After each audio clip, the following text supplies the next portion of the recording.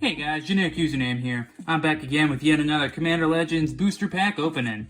And so far, yeah, no Lotus yet. But, you know, like I said before, we gotten plenty of good rares and mythics and all that. But, yeah, let's see what else we can get out of this set today. And of course, if you enjoy the video, feel free to leave it a like and subscribe to my channel. I can use all the support that I can get. Alright. So, let's start things off here with a Deranged Assistant for 1 in the blue. It is a creature, human wizard, and says tap, mill a card to add a colorless. And he's a 1/1. A mana dork in blue. Who would have thunk? Alright, so next card here is Universal Solvent for 1 mana. It is an artifact that says 7, tap, sack it to destroy target permanent. So it's a piece removal that, well, colorless. It's pretty good for sealed. And actually a decent card to run alongside this. Defiant Salvager for 2 and a black.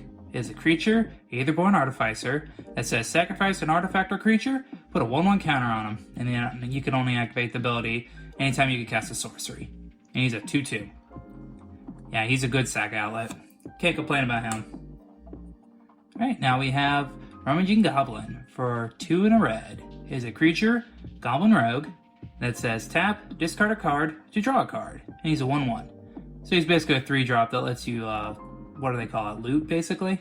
Yeah, can't complain about that. I think there's a Reanimator strategy in Commander Legends draft, so he's pretty good there. Alright, so now we have Omen Speaker for 1 in the blue. He's a creature, human wizard, and says when it enters the battlefield, scry 2, and it is a 1/3.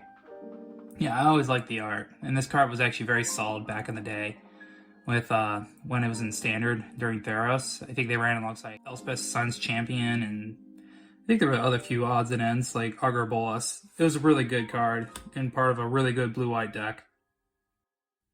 Alright, so now we have Inspiring Roar for 3 and a white. It is a sorcery that says put a 1/1 counter on each creature you control. Oh yeah, this is just solid for draft. No two ways around that. Pumping your creatures permanently? Yeah, that's good. Alright, here we have Sky Diamond for 2 mana. It is an artifact that says Sky Diamond enters the battlefield tap, and then you can tap it to add a blue. S is the wind to lift up the wary. I think I said this before, but the art really doesn't fit like what the card is. It's Sky Diamond, but it's a picture of a waterfall and like the water below it. It's like, here's the sky, this little bit right here. That's it. Yeah, there doesn't fit the card, guys. Come on. Gotta do better, wizards. Alright. So now we have Exquisite Huntmaster for 3 and a black. It is a creature, elf warrior, and when it dies, create a 1/1 elf warrior creature token. And it has Encore for 4 and a black. And it's a 4/2. So a 4/2 that when it dies replaces itself and can come back with the Encore mechanic. That's pretty good. Yeah, especially since like after you Encore it, yeah, you sacrifice it, so you're gonna get all these elf tokens to replace it. That's not bad. Alright, and here's a good one from back of the day in Mirrodin. Slith Ascendant for 1 and double white. It is a creature Slith, it has flying, and when it does combat damage to a player, put a 1/1 counter on it, and it's a 1/1. So a 1/1 for 3 with flying is not bad. I mean, just put that alone, it's not great, but the fact it could grow over time makes it even better. And it's in white, which has the 1/1 counter archetype and I think the equipment archetypes in its color, so it's pretty good there. Alright, so now we have Lana Morels. I'm just kidding. Finhorn Elves. It costs a single green. It's a creature, Elf Druid, and it taps at a single green. And then it's a 1/1. We could no more abandon the forest than the stars could abandon the night sky. Good flavor text. Good card. Love it. I love me some Finhorns. Alright, so now we have another favorite of mine, Fleshbag Marauder for 2 and a black. It is a creature, zombie warrior, and it says when it enters battlefield, each player sacks a creature, and it's a 3/1. Man, I remember when this thing was back in like, I think it was Shards of Valar when they first printed this card. Yeah, this thing's just awesome. I love this card. And I love the fact that they're starting to iterate on it. Like create new cards that are basically that, but also could make you sacrifice a creature or a planeswalker. I do like that. Okay, so now we have Workshop Assistant for 3 mana. It's an artifact creature construct, and when it dies, return another artifact card from your graveyard to your hand. It's a 1/2. So a 1/2 for 3 that returns an artifact card from your graveyard to your hand.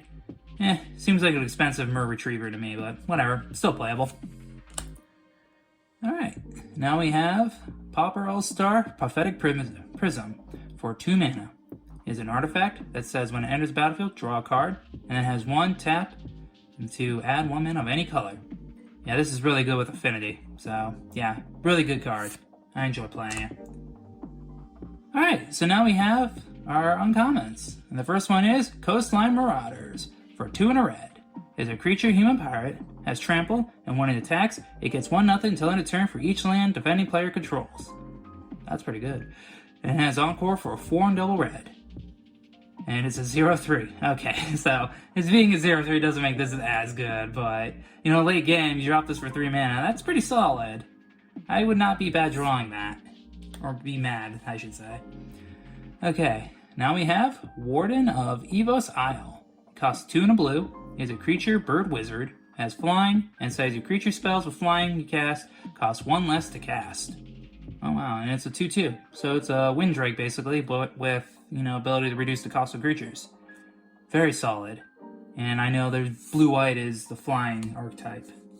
So yeah, very good. Alright, now we have yet another one of my favorite cards. Imperious Perfect for 2 and a green. It is a creature, elf warrior. Other elves you control get +1/+1, and then it has pay green, tap, to create 1/1 green elf warrior creature token. And it's a 2/2. Yeah, this is just good and sealed, because it creates inevitability. So yeah, I'll gladly spend a turn just to create some 1/1s that I could put pressure on you in the long run with.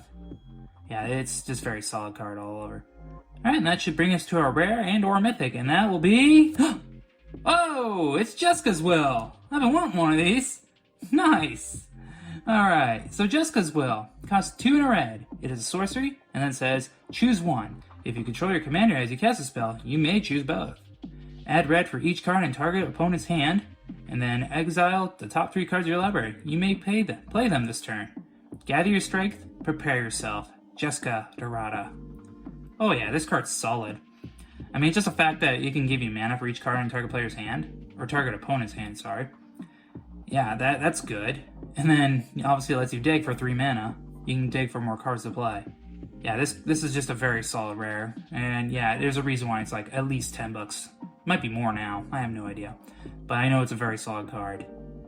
Alright, so that is our rare. So let's move on to our rare, our legendaries. And the first one is Captain Vargas Wrath. For a blue and a red. It is a legendary creature, orc pirate. And it says whenever Captain Vargas Wrath attacks, pirates you control get 1/1 until end of turn for each time you cast a commander from the command zone this game. And it is a 1/1. So, yeah, the more times he dies, the more powerful your pirates get. Yeah, that's pretty good. I like that. Alright, and then our other one is Draco the Shipwrecker. For 6 and a red. Is a legendary creature, giant pirate. And it says, as an additional cost to cast a spell, you may sacrifice any number of artifacts and or creatures. This spell costs 2 less to cast for each permanent sacrifice this way, and 2 less to cast for each other artifact or creature you've sacrificed this turn. And it has trample. And it's a partner. And it's a 7/5. So a 7/5 for 7 that you can reduce the cost of as trample. Oh wow, so you could theoretically get this out for like 1 mana. Nice. And yeah, you're in pirates, so it's very easy to produce treasures or have creatures that you're willing to get rid of. So yeah, that's a pretty cool card for like, especially for like sealed. Okay, and then we got a foil, and that's Angelic Armaments. We've gotten this foil before. Kind of disappointing, but whatever. Costs 3 mana, is an artifact equipment, and it says equipped a creature gets +2/+2, has flying, and is a white angel in addition to its other colors and types, and is equipped for 4. If it wasn't for equipped for 4, I would think it was amazing. I mean, if it was equipped 2, that'd be busted with this. Oh well, beggars can't be choosers. And it's a copy. Man, wish I was a copy of like a Hull Breacher. Okay, so yeah, that's every card we got. Or well, that's the pack, I should say. We've gotten, bam, a Jessica's Will. Hell yeah. And an Angelic Armaments. Not so much hell yeah, but that's still decent. And then of course, our legendary creatures. amazing. Alright, so yeah, that's everything I have for you guys today. If you enjoyed the video, feel free to leave it a like. Otherwise, I hope you have a good day, have a good night, and I'll catch you next time. Peace!